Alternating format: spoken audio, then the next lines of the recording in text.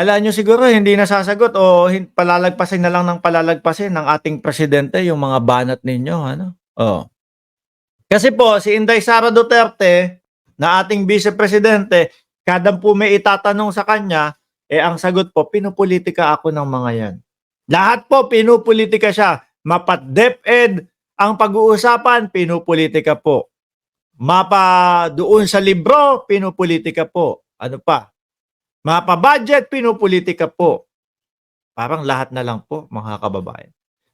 Sabi dito sa Philippine Star, President Marcos disputes Vice President Sara Duterte's claim that the budget hearing is politicized. Ano? Pinupolitika. Sagot po ng ating Pangulo, this is something that every single government agency has to do. Opo, totoo mga kababayan. Di ba? Kada sangay ng gobyerno o yung mga humihingi ng budget o etc. Lahat naman po tinatanong saan mo gagamitin itong budget na to? Ano ang pinaggamitan mo? No? Nung budget nung mga nakaraang taon. Para naman sa ganon mga kababayan, yung ibibigay o pipirmahan nila o papayagan nilang budget, no? Para doon sa ahensya na yon, sakto doon sa pangangailangan. Walang labis, walang kulang, mga bossing. Kaso po, para po sa Vice Presidente, pamumulitika po yun. Kahit yata yung mga mayor, mga ganyan. May mga hearing pong ganyan, no? Para po sa budget. Sabi ng Pangulo, this is something that every single government agency has to do. It's a hearing. There's no politics in it. We do it every year. We do it with the same department, mga kababayan. Alam nyo po ang pansin ng taong bayan kung sino talaga, no? Kung sino talaga yung yung namumulitika. Ito hong mga DDS, no? Yung nagsimula silang magmautog diyan, pamumulitika na 'yan eh. Nung simula silang nagsisigaw ng bangag daw po, ayan, meron pa silang sinasabi, Marcos, nasa ospital. Dahil daw po sa drug. Ito ba yan? Ito. Papakita ko ha. Ito ba yung sinasabi mo, Binsi? Ito ba yan? Yung nasa ospital daw ang Pangulo? Kasi may blue code. May blue code ka pa kayong nalalaman dyan. Ayan ba yan? Yung pinost ni Harry Roque, ayan, no? Nalagyan tuloy ng fake news si Harry Roque. Nasa St. Luke's daw po ang ating Pangulo. Nasa St. Luke's daw po si First Lady Lisa Marcos kasi nga tungkol sa droga, etc. Eto. Vince, manood ka dyan, ha? Ano ba pangalan mo? Binsi? Nandito yun eh. Ito. It's totally Ayan,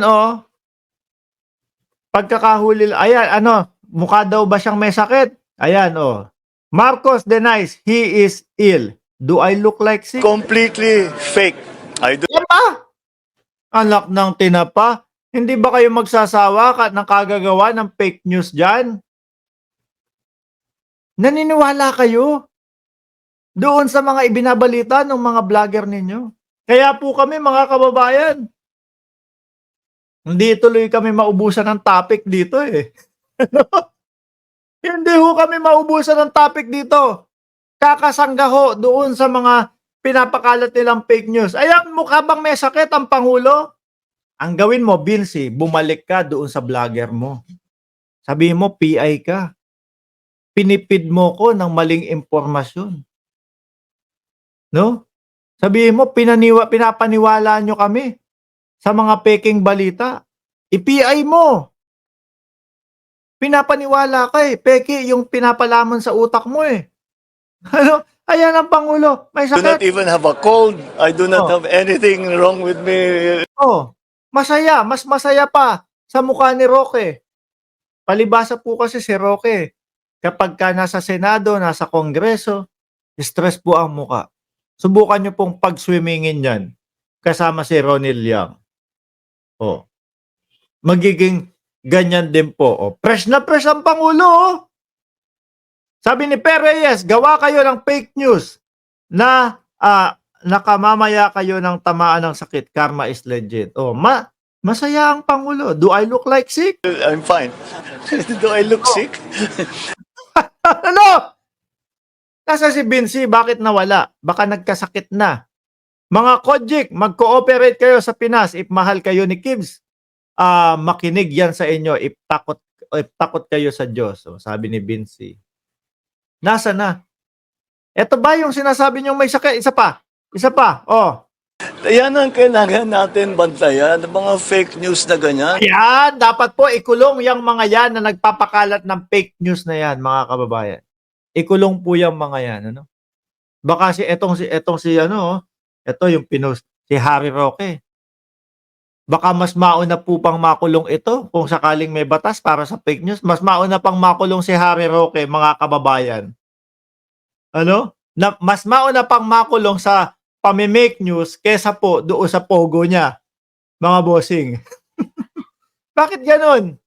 Hindi kayo nahihiya na ibinabalita nyo ganyan tapos makikita nung mga followers nung mga followers nyo na ang lintik na yan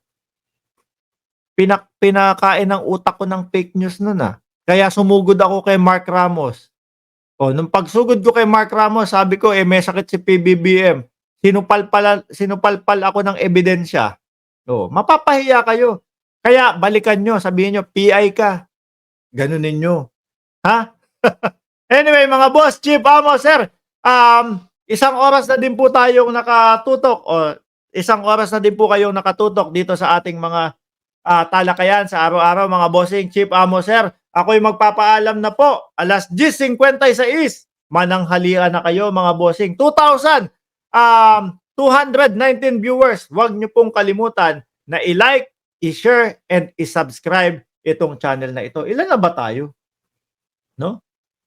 291,947 subscribers na po. Aba, sabi ko dati, hindi naman ako. Masaya na ako, makuha ko. Ito, makuha ko to, masaya na ako. Sabi ko gano'n. Aba, hindi ko inaasahan na aabot tayo ng ganito.